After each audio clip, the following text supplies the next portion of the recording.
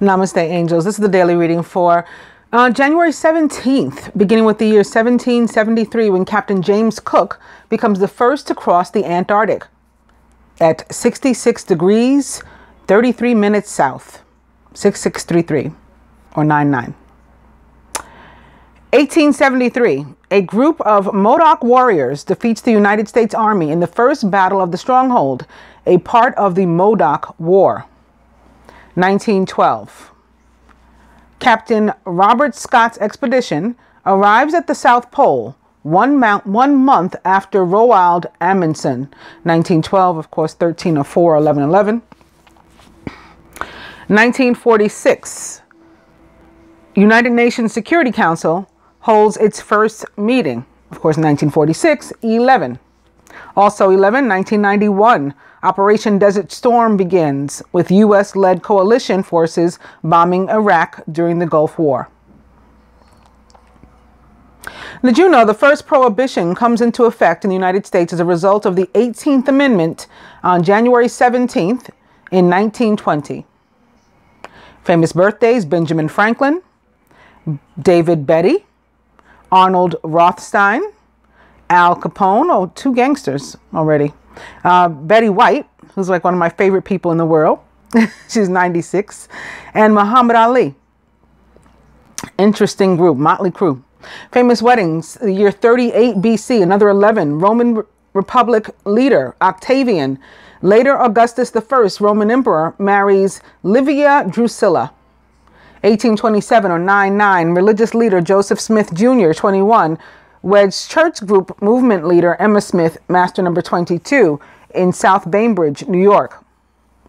1926, comedian George Burns marries comedian Gracie Allen. 1946, actor John Wayne, 38, another 11, weds actress Esperanza Bauer in Long Beach, California. And 1955, also 11, murderer Charles Manson, 20, also 11, weds waitress Rosalie Jean Willis, 17. And famous divorces: 1990, NFL coach Jimmy Johnson, 46, divorces Linda K. Cooper after 26 years of marriage. Famous deaths: George Bancroft, Rutherford B. Hayes, Juliette Gordon Lowe, T.H. White, and Bobby Fischer. I think Juliette Gordon Lowe is who started the Girl Scouts. I don't remember. And we'll find out in a second. Let's see who Bobby Fischer is. I think he's a chess champion. Yep, he sure is. Youngest grandmaster and the youngest candidate ever for the World Championship at the age of 20. He won the 1963-64 U.S. Championship with 11-11.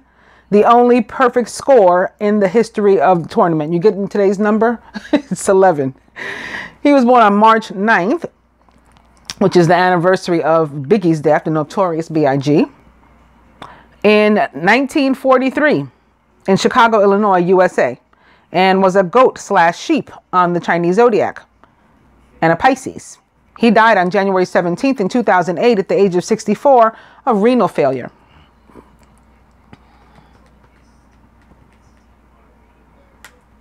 T.H. White is an author in English. He's known for his series of novels about King Arthur, which were collected together in the quote-unquote Once and Future King, which was written in 1958. One of his most memorable stories in the first of that series, quote-unquote The Sword in the Stone, was published as a standalone book in 1938. He was born on May 29th in 1906 in Bombay, India, and was a Gemini. He died on January 17th in 1964 at the age of 57 of heart failure. Rutherford B. Hayes was the 19th U.S. president, an American. He was a Republican. He had previously been governor of Ohio. His presidential term went from March 4th in 1877 to March 4th in 1881, another 9-9. He was preceded by Ulysses S. Grant and succeeded by James Garfield. Prior to becoming the 19th president of the United States, he served as governor of Ohio during the Civil War. He fought as a soldier for the Union and earned a reputation for bravery, particularly as he was injured 5 times in combat. In 1876, which is 1304 or 1111, or master number 22, however you want to look at it, he assumed the presidency after one of the most controversial and contentious elections in American history. Hayes lost the popular vote, but won the most electoral college votes after a ferociously disputed ruling by a congressional committee.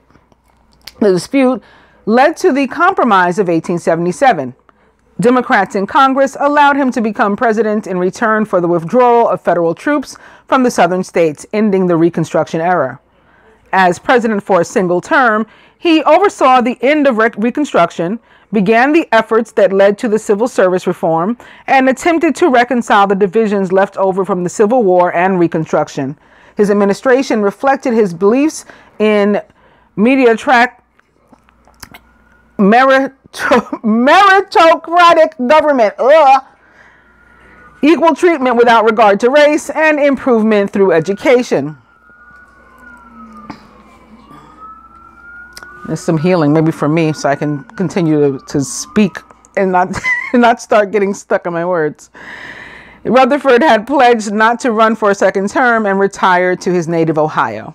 He was born on October 4th in 1822, which is another master number 22 or 13 or 4 or 1111 in Delaware, Ohio, USA, and was a Libra. He died on January 17th in 1893 at the age of 70 of a heart attack.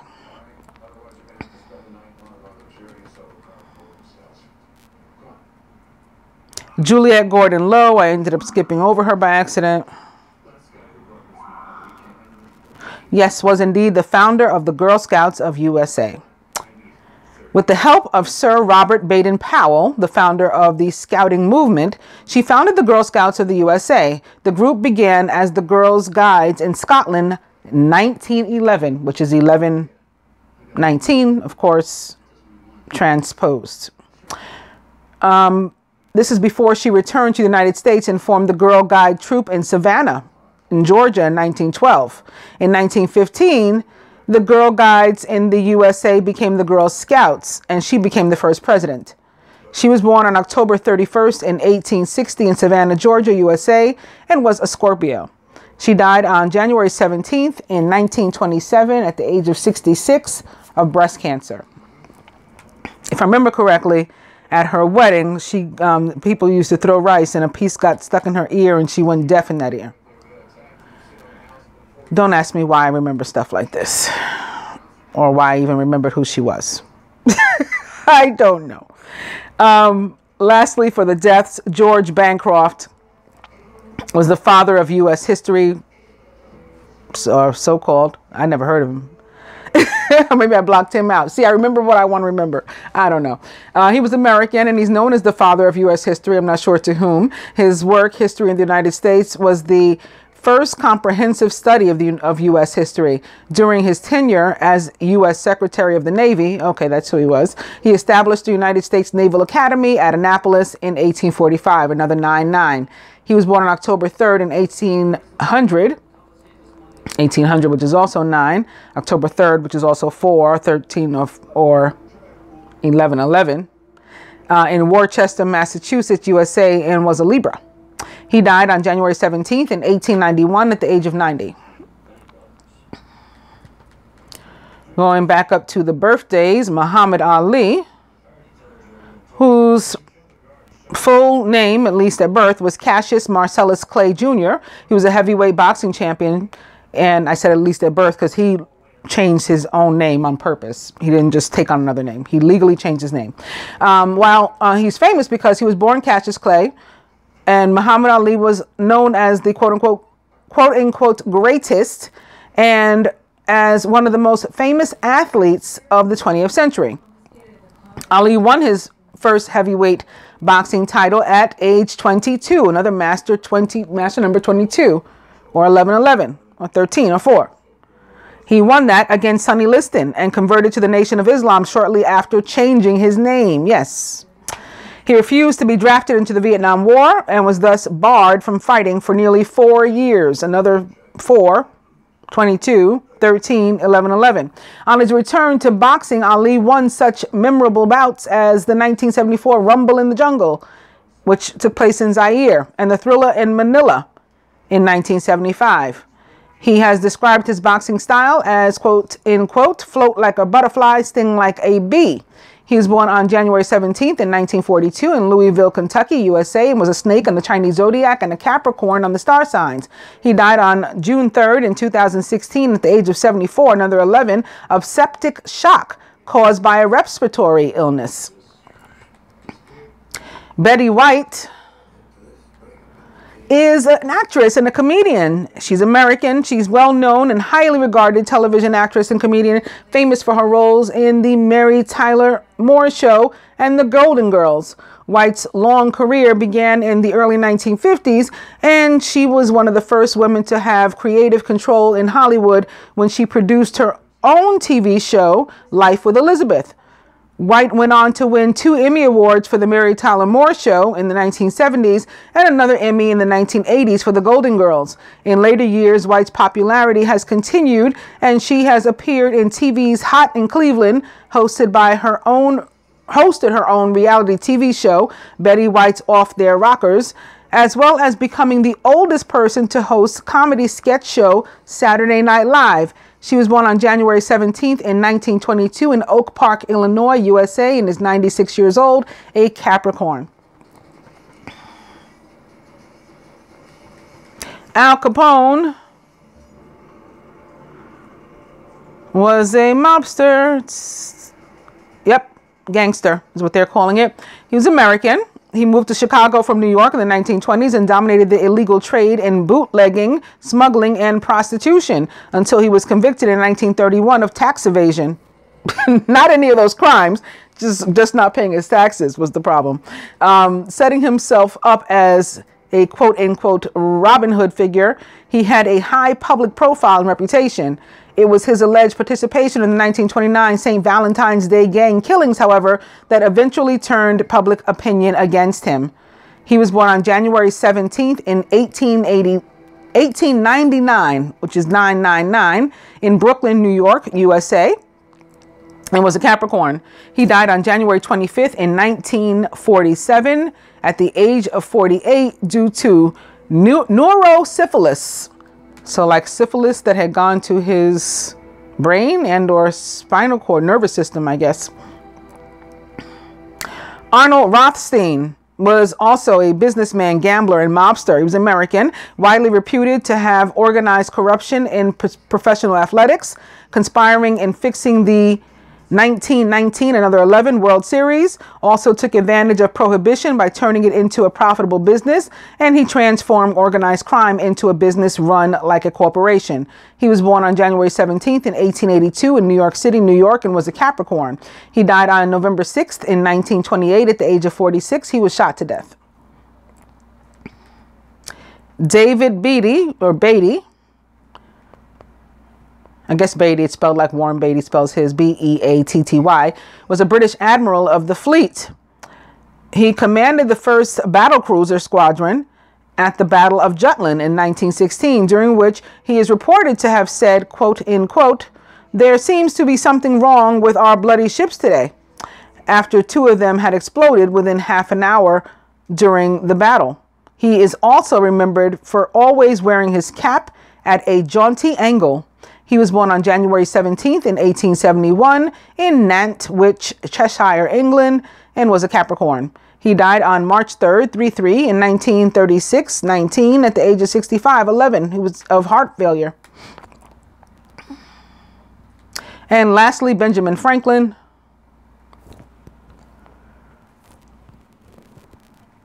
was a United States founding father, American. He worked his way up from the working class origins to prominence as a writer and publisher of newspapers before becoming a voice for American interests in Europe and an ambassador to France. He, one of the Committee of 5 that drafted the U.S. Declaration of Independence and became the U.S.'s first Postmaster General in 1776.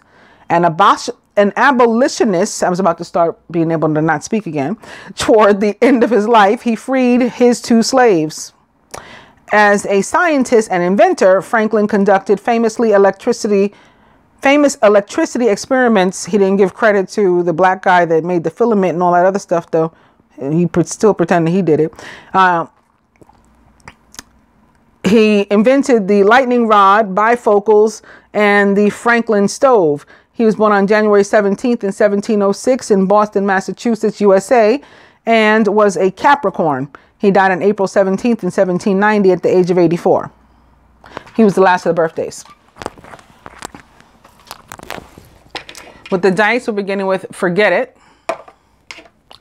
Romantic Dinner, and Cocktail.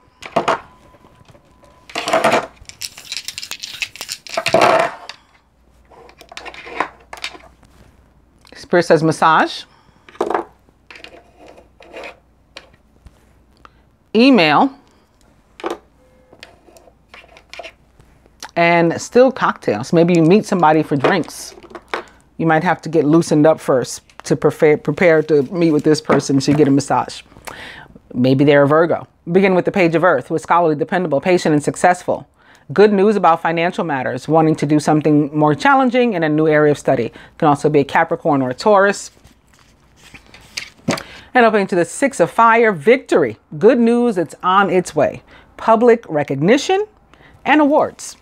So the day prior, I had connected the Six of Wands that just showed up here with the masculine possibly winning a law case that, you know, took some time. It was like a long time coming, it seemed, or had been difficult along the way. He was finally winning. And in some cases, because he was found to not have fathered a child. So that would be public recognition because, like, you know, publicly, it would be said, okay, it was wrong. It was untrue. And he can get his reputation back.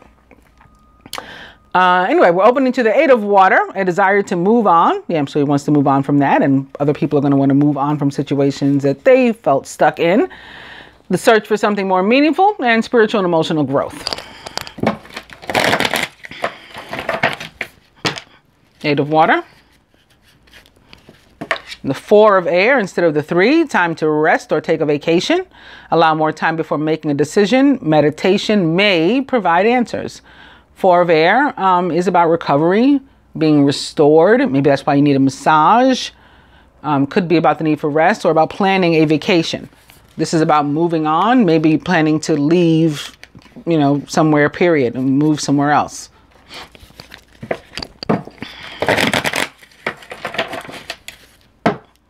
Eight of Water and the Magician. You are ready. You have the resources or the ability to manifest them, and life is magical.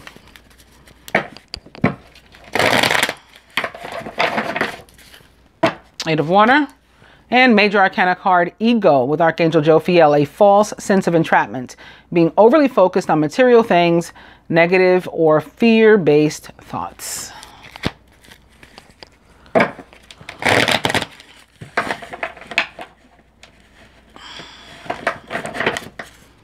Eight of Water.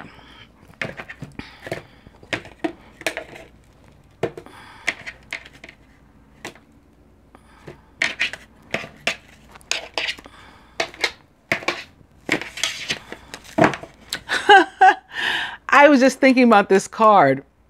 Okay, let me tell you why. Because the other day, not yesterday, the day before, the masculine's advice was the Three of Air. And I had said I would clarify it, and I forgot. So when I turned off the camera, I turned over the next card that was upright, and it was Judgment. And I started to mention that just now, and I was like, that was 2 days ago. Never mind. I was going to say, you never told them. You know, I never told you guys what happened, but yeah. But this was the card. So I guess about what he was sad or where there had been pain. It was either in a relationship or him having like beat himself up. So he was like had been down on himself, because judgment can be about being judgmental or on somebody else. Or money that he was due, that he earned, or that's was supposed to come his way because of his karma, had not yet. And so that was a difficult situation through which he was going. Judgment still means all those things. Review and evaluate. A favorable assessment of the facts. It's time to move in a new direction. It still means working on relationships, getting them back together or ending them. Abundance that you are due, whether because of actual labor or because of your karma. So it's still your works one way or another. You're due. Bonus, raise, promotion, recognition, something. This goes right along with the Six of Wands. And I said relationships, money. Oh, and then, yeah, being judgmental. So like not beating yourself up or guilt feelings, letting go of things like that. Old pain and regret and whatnot. Opposite the Chariot, or with the Chariot also wanting to be seen, Chariot is another card that's about victory, as well as moving on, and maybe moving literally, not just figuratively. An important achievement, self-discipline and willpower, public recognition. So again, Major Arcana card 7, the Chariot represents the sign of Cancer. Renewal or judgment represents the sign of Scorpio and the planet Pluto. The overall energy is the Ace of Air, brilliant new ideas and inspirations, seeing the truth of a situation, a challenging beginning.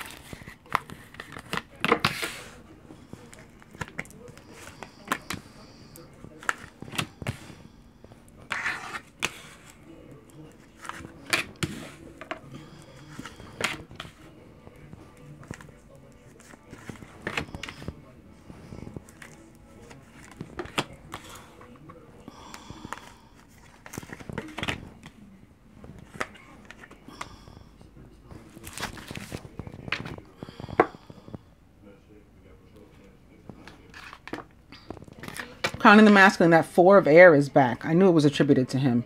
The time to rest or take a vacation. Allow more time before making a decision. Meditation may provide answers. So again, that card is about recovery, getting back to his normal self. 6 of fire is still right behind it. Victory. Good news, it's on its way. Public recognition or awards. So like making your comeback after having been dragged through the mud. And that's why it's a challenging beginning. Like it was difficult getting to this fresh start, but he's finally getting there. Of course, not all will drag through the mud for the same reason. Different things for different people. But I do see some of it having involved actual legal proceedings, whether they were family court or some other kind of court, where you were owed a settlement or something in. They gave you a run for your money, but ultimately you were victorious.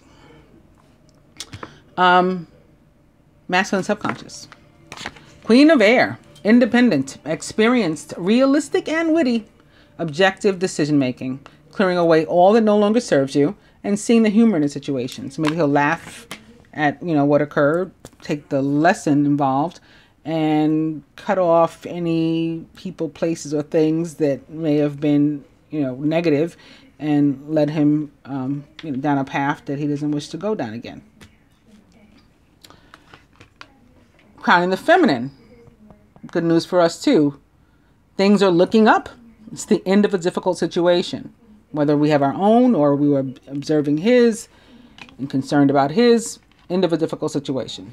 We may even be taking a trip. And we have now the 4, which can be about planning a trip or vacation for me, opposite, mirroring the 6 on the side of the feminine, which is usually about making actual travel plans or, plans to move forward. So I like seeing those together there at the top, crowning. Surrounding the feminine, it is the Knight of Earth, loyal, dedicated, honorable, and kind. Time to buckle down and get things done. Honor your commitments. You have a guardian angel. For romantic partnerships, or really just in relationships in general with actual people, do it as opposed to energy. Could be something going on between a Queen of Air, whom, maybe male, masculine. That's possible. Or this could be the Queen of Air or a Queen of Air on the masculine's mind, a female. And the same thing for the feminine or a female. Could have something going on. Could be going something going on between a Queen of Air, or a Queen of Air on the masculine's mind, a female. And the same thing for the feminine or a female. Could have something going on. Could be going something going on between a Queen of Air or a Queen of Air on the masculine's mind, a female. For the feminine or a female, could have something going on or want to have something going on with a Knight of Earth, maybe a male Earth sign. Gemini, Libra, Aquarius, Capricorn, Virgo, Taurus. Feminine subconscious, the Knight of Fire. Uh-oh, okay, 2 people. Passionate, adventurous, self-assured, and restless. A sudden event that needs immediate attention. Time is of the essence. Think things through carefully. So there could be, something going on with more than one character, as they say. Enter the Knight of Fire, a Leo, Sagittarius, or Aries, or someone like into those traits or attributes. Crowning, the Ace of Fire, an exciting new opportunity, career advancement. Change your life now.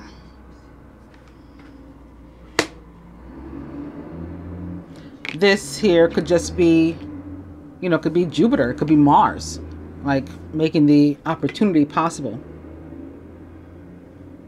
At the root, foundation. How did we get here? We went within, or we became enlightened about something. We learned something maybe from somebody else. Spend time in quiet meditation, spiritual teaching, self-discovery. Major Arcana card, the Hermit, number 9, represents the sign of Virgo. At the heart of the matter, the 2 of Fire. You've come into your own. New partnerships or contracts. Continue to move forward.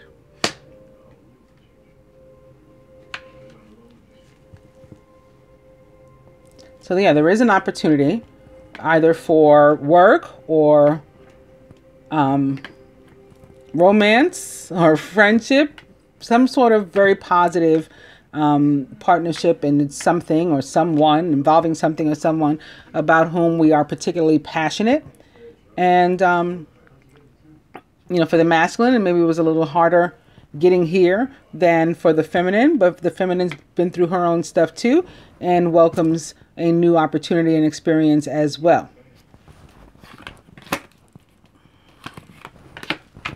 Further advice to the masculine, again, something difficult finally being over. Too much work. Accept help from others. Life is out of balance, and that creates stress-related health concerns. So this indicates a time when him carrying the load of everything, the full burden of everything on his own shoulders, and nobody sharing the weight, coming to an end. And for the feminine, similarly, justice. Major Arcana card 8, justice. Fair and just decisions. Do what you know is right. Stand up for your beliefs. Major Arcana card Justice represents the planet Venus in the sign of Libra. Venus, which is currently located in Sagittarius, which is ruled by Jupiter, who I said might be who brought us this opportunity.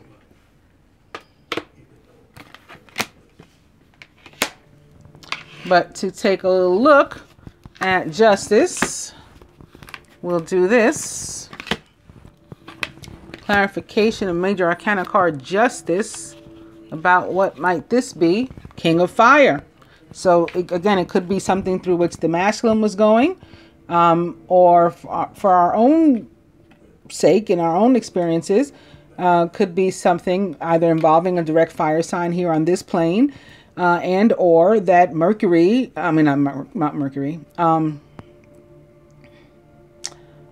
Jupiter or Mars help to facilitate for us, perhaps based on karma. 8, as in Major Arcana card 8. The King of Fire is motivational, idealistic, ambitious, and charismatic. Focus, focus, focus. Communicate with vision and be a leader. Take advice from someone creative. King of Fire, of course, also the quintessential divine masculine of the tarot. I mentioned Mercury. He might be involved. Mercury, ruler of Virgo, currently located in Capricorn. Right, Virgo, Capricorn. So they may have had something to do with it too. Maybe it was a group effort. Mercury, Mars, Jupiter, Venus. And to take a closer look at the masculine's 10 of Fire, as in what type of burden might he have been carrying. Lack. So again, a lack in a relationship, or a lack in material, or a lack in financial self-worth, and that has, been resolved. It's coming to an end. Again, I think that there had been some sort of loss or attempted loss. Somebody tried to prevent him from winning an award in some sort of settlement or something, or getting justice at the office, work, or something, the promotion or raise that he was due.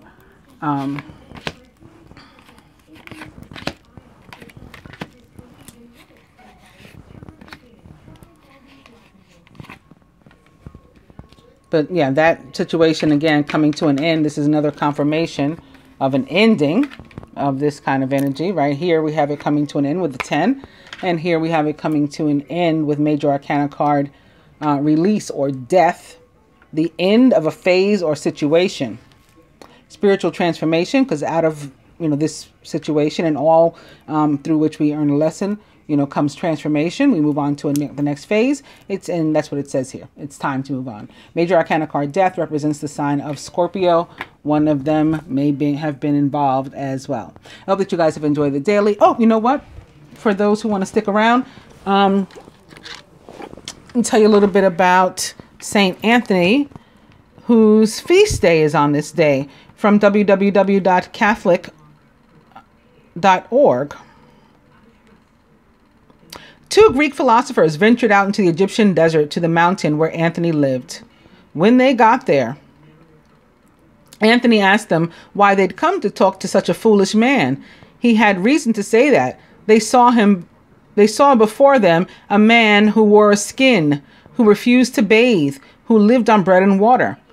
They were Greek, the world's most admired civilization, and Anthony was Egyptian, a member of a conquered nation. They were philosophers, educated in languages and rhetoric. Anthony had not even attended school as a boy, and he needed an interpreter to speak to them. In their eyes, he would have seemed so very foolish. But the Greek philosophers had heard the stories of Anthony. They had heard how disciples came from all over to learn from how his intercession, which is what I do for my energy work, it's intercession, how his intercession had brought about miraculous healings. Yes, exactly, same thing. How his words were comforting to the suffering, as I've heard mine are as well. They assured him that they had come to him because he was a wise man. Anthony guessed what they wanted. They lived by words and arguments. They wanted to hear his words and his arguments on the truth of Christianity and the value of asceticism. But he refused to play their game. He told them that if they truly thought him a wise man, and this is a quote here, "If you think me wise, become what I am. For we ought to imitate the good. Had I gone to you, I should have imitated you. But since you've come to me, become what I am, for I am a Christian," end quote. Anthony's whole life was not one of observing, but of becoming. When his parents died, when he was 18 or 20, he inherited their 300 acres of land and the responsibility for a young sister. One day in church, he read Matthew 19:21, quote, "If you wish to be perfect, go, sell your possessions and give the money to the poor, and you will have treasure in heaven. Then come, follow me," end quote. Not content to sit still and to meditate and reflect on Jesus' words, he walked out of the door of the church right away and gave away all his property except what he and his sister needed to live on. On hearing Matthew 6:34, quote, "So do not worry about tomorrow, for tomorrow will bring worries of its own. Today's trouble is enough for today," end quote. He gave away everything else, entrusted his sister to a convent, and went outside the village to live a life of praying, fasting, and manual labor. It wasn't enough to listen to words. He had to become what Jesus said. Every time he heard of a holy person, he would travel to see that person. But he wasn't looking for words of wisdom. He was looking to become. So if he admired a person's constancy in prayer and courtesy or patience, he would imitate it. Then he would return home. Anthony went on to tell the Greek philosophers that their arguments would never be as strong as his faith. He pointed out that all rhetoric, all arguments, no matter how complex, how well-founded, were created by human beings. But faith was created by God. If they wanted to follow the greatest ideal, they should follow their faith. Anthony knew how difficult this was. Throughout his life, he argued and literally wrestled with the devil. His first temptations to leave his ascetic life were arguments we would find hard to resist. Anxiety about his sister, longings for his relatives, thoughts of how he could have used his poverty for good purposes, desire for power and money. When Anthony was able to resist him, the devil then tried flattery, telling Anthony how powerful Anthony was to beat him. Anthony relied on Jesus' name to rid himself of the devil. It wasn't the last time, though.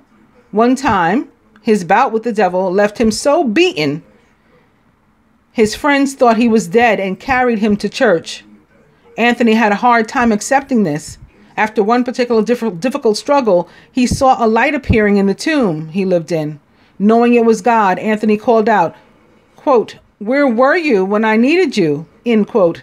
God answered, "I was here. I was watching your struggle because you didn't give in.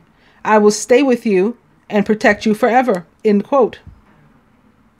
With that kind of assurance and approval from God, many people would have settled in, content with where they were. But Anthony's reaction was to get up and to look for the next challenge, moving out into the desert. Anthony always told those who came to visit him that the key to ascetic life was perseverance, not to think proudly. Quote, "We've lived an ascetic life for a long time," end quote, "but treat each other and each day as if it were the beginning." To many, perseverance is simply not giving up, hanging in there. But to Anthony, perseverance meant waking up each day with the same zeal as the first day. It wasn't enough that he had given up all his property one day. What was he going to do the next? One day, he had survived close to town. He moved into the tombs a little further away. Once he had survived close to town, he moved into the tombs a little further away. After that, he moved out into the desert. No one had braved the desert before. He lived sealed in a room for 20 years while his friends provided bread. People came to talk to him, to be healed by him, but he refused to come out. Finally, they broke the door down. Anthony emerged, not angry, but calm. Some who spoke to him were healed physically. Many were comforted by his words, and others stayed to learn from him.